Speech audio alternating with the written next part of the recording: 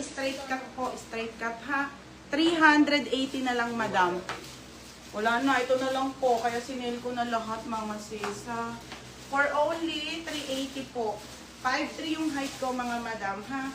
380 pesos. Large, Ate Julian, isa na lang.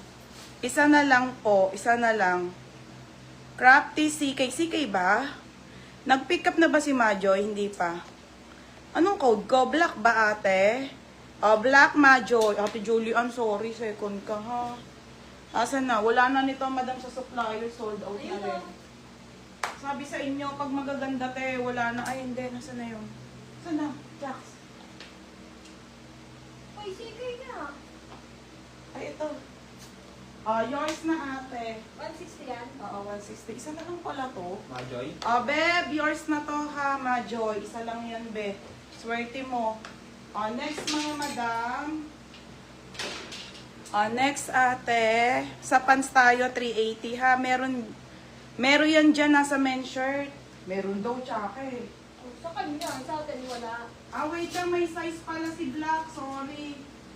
Sorry, wait lang. Eto ata, oh. Wait lang, meron daw pala Ate Julian. Ayun, meron pa sa Ate Julian. Okay, meron pala mga madam. So sorry. Meron pala. Mine dito ng black, large. Mine black medium. Mine black small. For only 160 pero tagdadalawa na lang. 2 piraso na lang, ha? O, Ate Julian, ika, bigyan mo dito. Size. Large. Ate Julian, large sa black. Ulitin nyo, ha, kasi sa Ate Julian, sure na yan. Mine, black, large.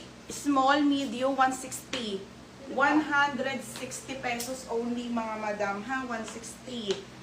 Mine, black po. Ulitin nyo na lang yung code, mga be. Sorry. Okay, Zara, si Majoy, at Ayan Me. Hindi ka dalawa pa to, di ba? Ayun si ate. Ay.